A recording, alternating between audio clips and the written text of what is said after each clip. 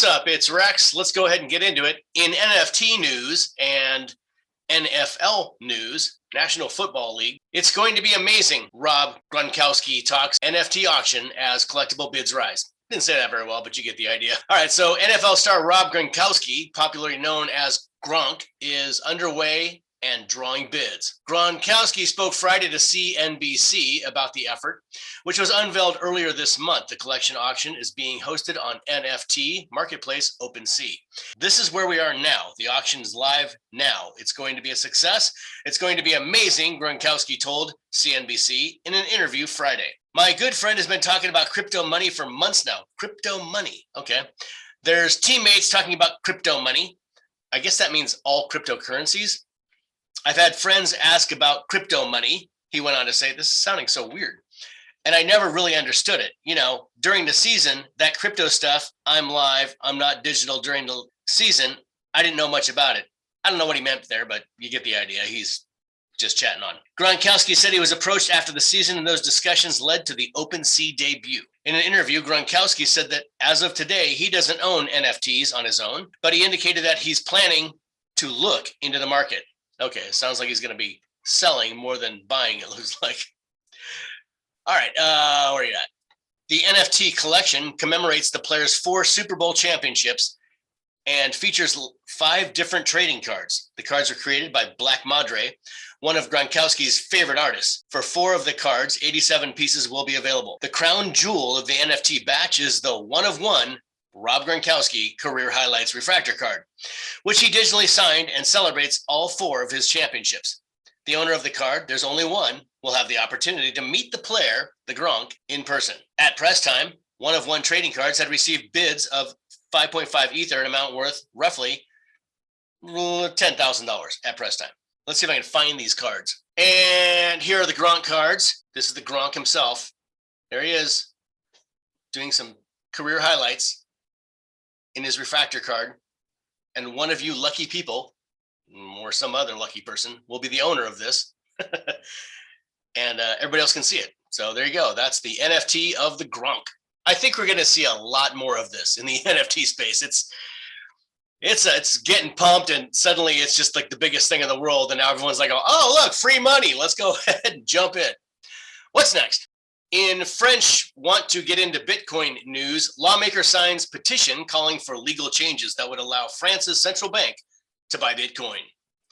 A lawmaker in France has signed onto a new petition calling for the French government to allow the country's central bank to buy Bitcoin. The president of a blockchain development firm introduced the petition, and if it meets certain conditions, it will be referred to the French Senate. So far, the petition has received 322 signatures. The petition will be active until September 5th. Among its signatories is Jean-Michel Mies, I don't know how to say that, a member of the National Assembly since 2017, who serves on the Committee of Legal Affairs. The petition came from Francois Thorens, I'm saying that's wrong, president and co-founder of ARC Ecosystem, a blockchain development platform. It calls on the French central bank to actively explore strategies related to acquiring Bitcoin as a treasury asset like gold. All right, well, there you go. So there's the news.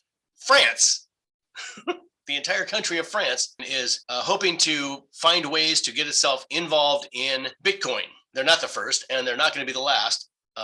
Very soon, all countries will want to be into Bitcoin. And they will need to, because the minute one starts doing it, like already, who is it? Iran is doing cryptocurrency mining, I heard. That means that they're going to be the richest country in the world. And if other countries don't want that to happen and they want to stay in the race, they're going to need to jump into the cryptocurrency deal themselves to stay relevant. What's next? Valkyrie Digital Assets has filed for a new exchange-traded fund, ETF, that would invest in companies that hold Bitcoin on their balance sheets. The firm submitted this filing to the Securities and Exchange Commission, SEC, for the Valkyrie Innovative Balance Sheet ETF on Friday. The practice of adding Bitcoin to a company's balance sheet gained popularity. MicroStrategy continued to make large purchases soon after S&P 500 company Tesla added Bitcoin. So first it was MicroStrategy's, then it was Tesla, and now there are probably lots and lots and lots of other companies that are now adding Bitcoin to their balance sheets and turning their treasuries into Bitcoin and maybe some other cryptocurrencies as well. And now there's a way to get exposure to that without actually buying Bitcoin, because not all companies, for sure publicly traded companies, unless it's part of their corporate charter can just go out and buy Bitcoin, right? Without a whole lot of nonsense. But some of them can buy companies, stocks in companies that have lots of Bitcoin exposure. The fund will primarily invest in common stocks, but it may invest up to 20% of net assets in securities. It plans to focus on investing in Bitcoin-related firms, especially those with what it terms innovative balance sheets, which mean balance sheets with Bitcoin. Didn't say that, but I'm just assuming that's what it means. Well, there you go. That's the news on Valkyrie and the ETF for companies that hold Bitcoin. Just a brief mention, if you want to listen to the scoop, you can listen to a conversation with 3Lau, artist and DJ, who talks about why cryptocurrency is not a bubble. Talks about why NFTs are not a bubble. Frank Chaparro and Ryan Todd unpack the market's recent headline with DJ and music producer 3Lau. Performing artist 3Lau has long been focused on the intersection of music and crypto. Recently, he tokenized an album in a move that netted the Long Island native more than $11 million. We'll see more of this, I'm sure. In this episode of the Scoop podcast, the group discusses how tokenization will usurp record labels and put more money in the pockets of artists. His plans for helping more artists get involved in NFTs and what makes this current crypto boom cycle different from initial coin offering rally. You have these middlemen that have capitalized on artists' emotions and their lack of financial savviness, he said, describing the record labels and managing companies that capture much of the value from the musician's work. Through NFTs, artists can now engage directly with their audiences and suck a lot of cash flow out of them right into their pockets, as opposed to everybody else, all the middlemen. Beeple is an example of someone who makes amazing stuff. Will there be speculation in the short term? Yes. Will there be innovation in the long term? Yes, he said. But in the end, just like with any market, there is a period of price discovery. That's what we're going through right now. The difference between this and what happened with ICO boom in 2017, back then, people were buying ideas that could barely be delivered upon. Now, people are buying things that give them emotions. So there you go. That's what 3Lau thinks, and you can watch it on the Scoop. I'm sorry, you can listen to it on the Scoop. What's next? Interesting article that says Bitcoin BTC has gained over 1,200% in a year since it started back in March of 2020. 1,200% in a year. It's been exactly a year since Bitcoin faced one of the biggest crashes in its history, plummeting 50% on the very same day, March 12th, 2020, that pandemic fears sent jitters across the global stock markets as well as the crypto market. Following it, Bitcoin low of 4,130 on March 12th, just 1 year ago. That day goes into history books as Bitcoin Black Thursday. While some crypto critics also call it the death of Bitcoin, it has rather emerged much stronger a year later. Bitcoin is now the first trillion-dollar cryptocurrency and among the top 10 valued assets in the world. Bitcoin's institutional and corporate backing. The last year's phenomenal Bitcoin journey has been backed by a strong institutional and corporate interest in Bitcoin picking up in the last few months. Of course, we cannot forget those retail players who've been through the blah, blah, blah, blah, blah, but massive. Okay, so the corporations are now into it. And this really happened back in March last year, when MicroStrategies got into it and realized they cannot find any money anywhere except for Bitcoin. And then they went in, and of course, Michael Saylor has become the Bitcoin Jesus. And then, of course, it went right on to Tesla, who then bought $1.5 billion worth of crypto Bitcoin, actually. And there you go, 1,200% increases in 1 year. What's next? In Don't Be Stupid and Sell Your Bitcoin news, why selling Bitcoin at 61,000 might be a mistake, with a question mark.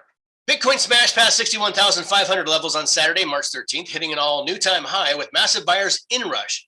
It's been a phenomenal journey for Bitcoin from under $4,500 exactly a year ago from the market crash. As Bitcoin enters price discovery with its latest surge, some indicators show that the price has not yet peaked and there's scope for further expansion. Blah, blah, blah, blah, blah. Don't sell your Bitcoin because we haven't even crossed the 0.75 into the greed/euphoria zone. There's still plenty of room for much greed in the Bitcoin space. So don't sell your Bitcoin. Next Bitcoin target to $100,000. With this path-breaking and unstoppable Bitcoin price rally in 2021, everyone's excited about where Bitcoin's headed from here onwards. Plan B, author of the popular stock to flow model, has said that the Bitcoin price can touch $100,000 levels in the period between April and September of this year. That the price can touch $77,000 very soon. And I would agree with that. It could hit it very, very soon. And you know, it's not going to stop going up. All the corporations have jumped in and are now investing in Bitcoin. You have so much power and money behind Bitcoin now that wasn't there 1 year ago. So this is just the launching off zone. As Michael Saylor calls it, this is year one for Bitcoin. Or he said something like that. I might be just paraphrasing inaccurately. Okay, what's next? In why Bitcoin could go up in price news, why Bitcoin price could accelerate to 65,000, dips likely to be limited. Here's a picture of a little rocket ship going up. Bitcoin rallied above the $60,000 level and traded to a new all-time high near 61,800. There's a key bullish trend line forming with support near 58,000, blah, blah, blah. Here's all this reasons why. And then they talk about the major support level is $60,000. And then the major resistance level is at $58,500. That's your major resistance level, and your support level is 60,000, which means Bitcoin is likely to continue going up, according to this article. And what's next?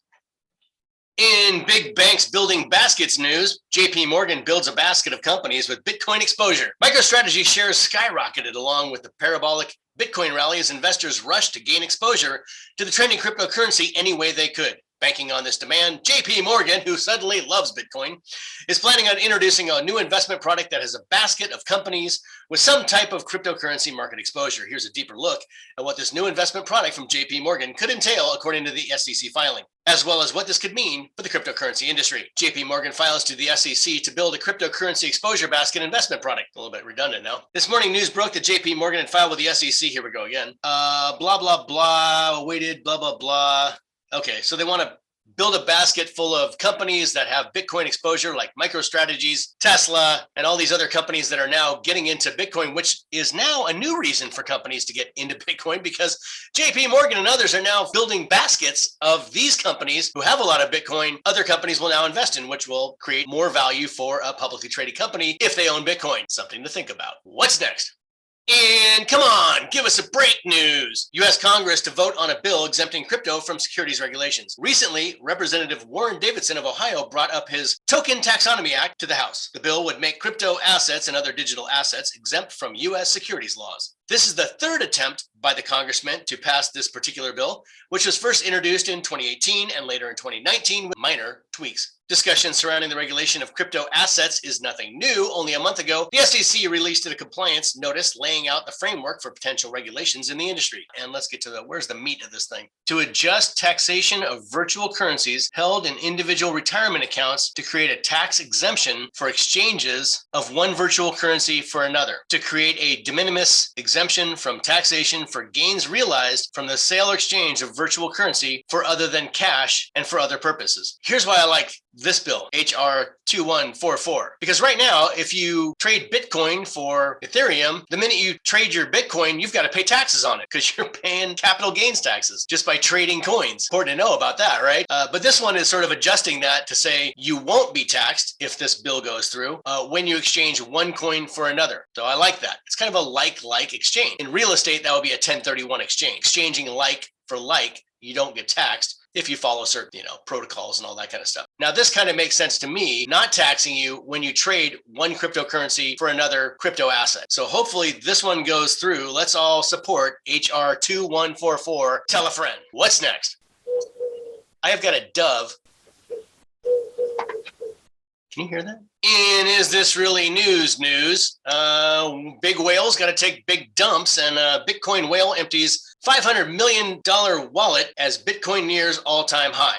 Okay, so in this news, a Bitcoin whale has abruptly emptied its Bitcoin wallet and nearly $500 million worth of cryptocurrency. This is a large 8,648 Bitcoin transaction. The Bitcoin whale moved its funds into two separate wallets, with one receiving 4,000 Bitcoin and the other receiving 4,684 Bitcoin. None of the addresses involved in these transactions appear to be associated with cryptocurrency trading platforms or other services. This means that the whale isn't likely moving its funds to sell them on the market and may instead be moving them for an over-the-counter deal or to improve their own security or blah, blah, blah, blah, blah. It wasn't really dumping them, it was just moving them at this point. So no one really knows what happened to these Bitcoin. When you go down a little lower, it says data shows whales have been accumulating accumulating more and more Bitcoin over the last few weeks, not selling them. And that's something we already knew, that the whales are now accumulating more than ever because most of them are pretty bullish about Bitcoin and where it's going, and they don't really care because they're just trying to preserve their wealth and keep some cash that is actually not trash. Okay, that's sort of news. What's next? In capitulation, oops, I screwed up news, Barstool's Dave Portnoy says he was wrong about Bitcoin as Bitcoin surges to all-time high.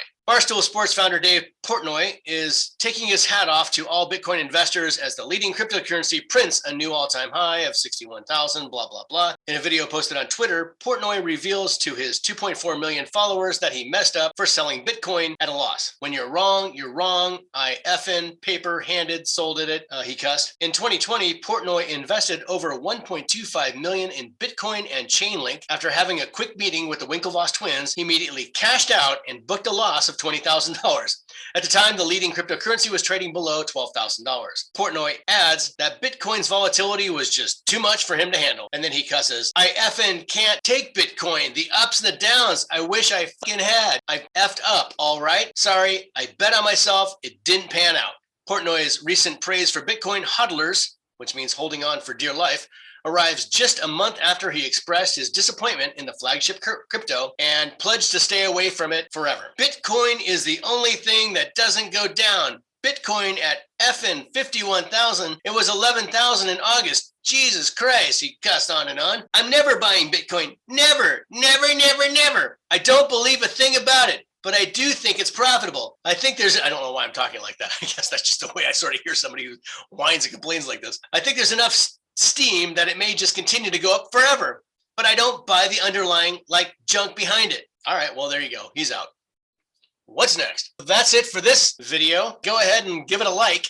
If you don't like it, well, don't say anything. Just keep quiet because I'm still learning how to do this, all right?